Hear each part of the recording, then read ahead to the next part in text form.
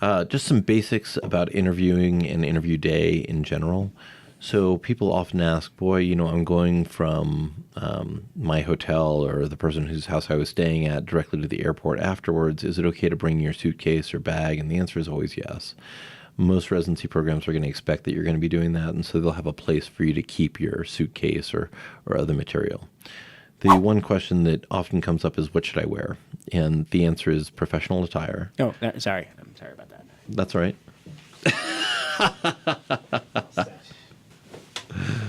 Much better, much better. Thank you. Thank you, Indochino, or Indochino, I'm not sure. A very easy custom online suit manufacturer. Are they going to sponsor you also? So far we got Jimmy John's and Indochino. I got to get it where I can. That's all I'm saying. But you do wear that suit a lot. But yeah, wear a suit. You never want them to. You want them to remember the applicant, not the clothing. So for men, my standard recommendation is a dark suit. You're interviewing for a conservative profession, and so you want to appear conservative right off the bat. You want yourself to make the statement as opposed to your clothes to make the statement. So, for example, if you're interviewing to be a DJ at a rock station, wearing a red suit probably would be appropriate. Interviewing for emergency medicine residency is probably a poor choice to wear the bright red suit.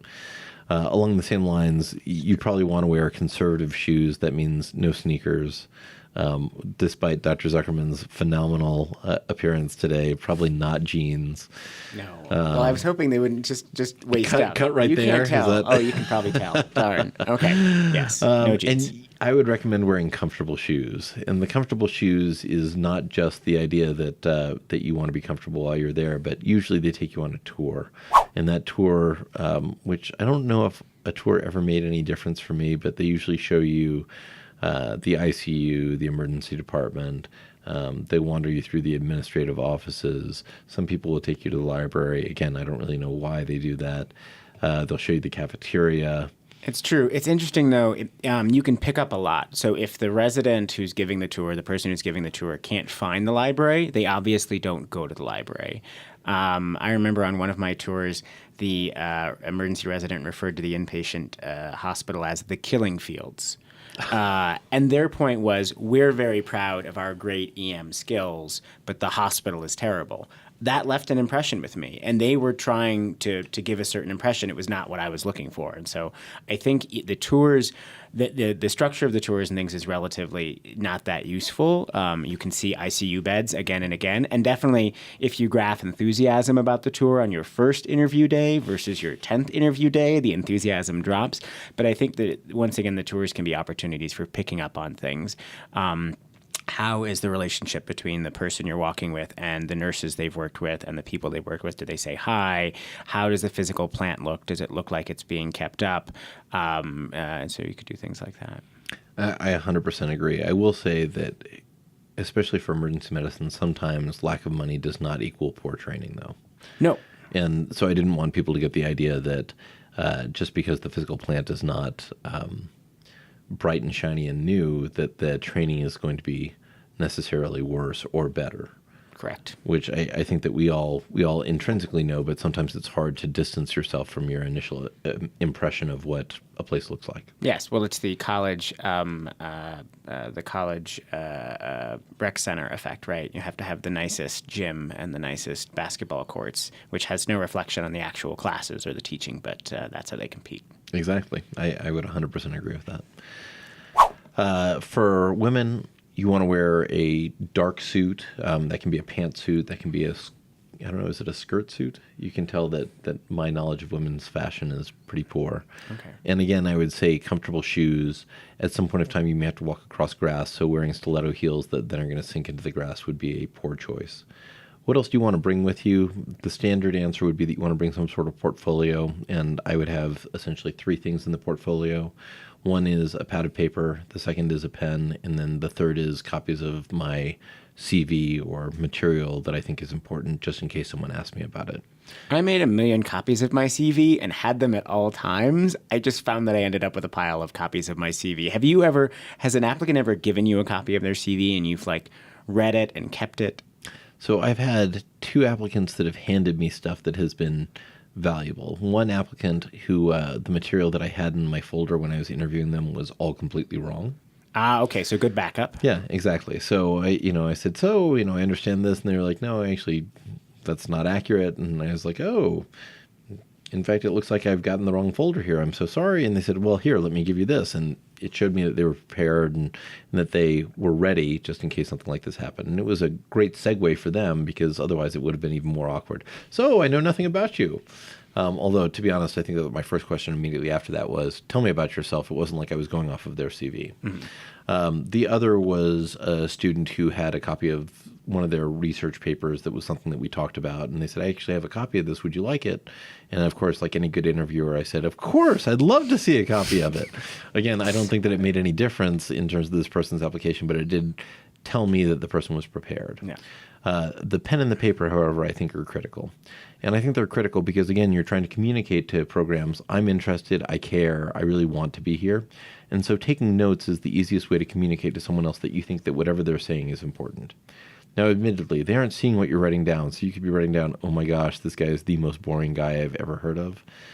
So I think that being said, what you're trying to communicate is you definitely care.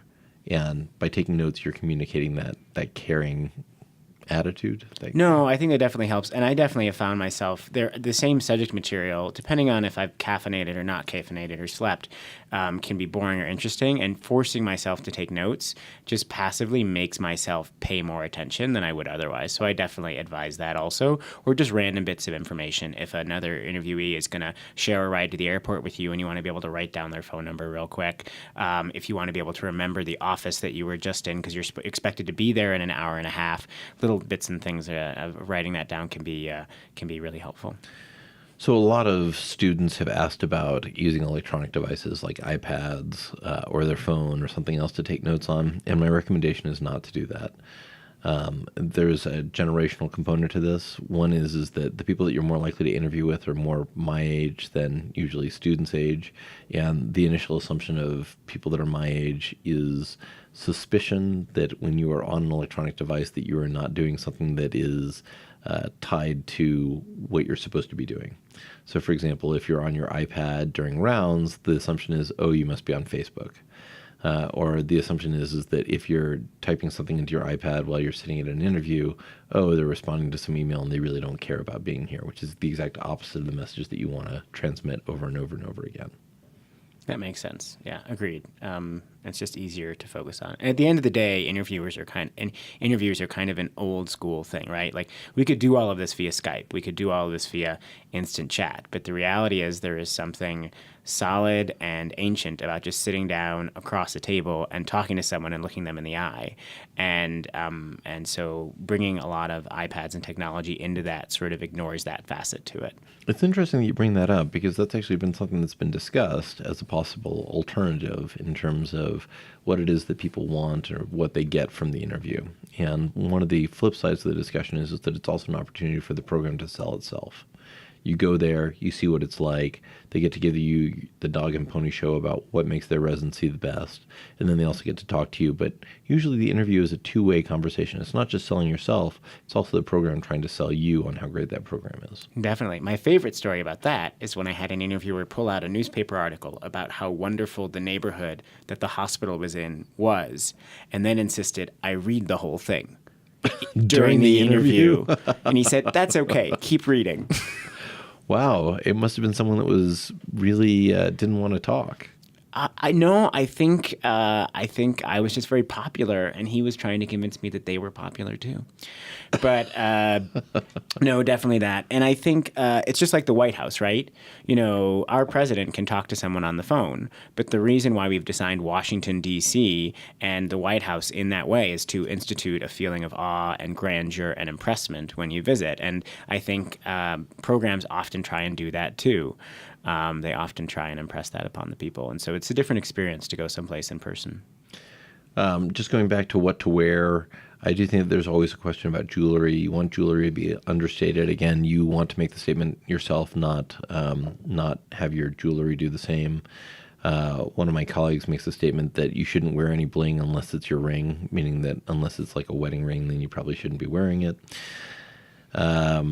I've often gotten the question about what about nose rings or piercings, and this will actually apply to something that we're going to talk about in a moment, but I am a firm believer that programs should know who you are and that you should want to go to a program that wants you for who you are. So if you feel like your nose ring is a key component of who you are and feel like you're going to wear it every other day that you're going to be working there, that it's probably appropriate for you to wear it during your interview so that you know that if you get negative backlash about whatever piercing it is that you may have, that it's not going to be acceptable there and that may not be the program that you want to go to. No, that makes total sense, and that's kind of what I was talking about. That matching process I think you go into it thinking that your job is to get a yes from everyone, and you want to go to the place that you, for some factor, the highest ranking, most research funds, maybe coolest city, maybe your best friend went there, but at the end you realize that it's really a matching game. Yeah.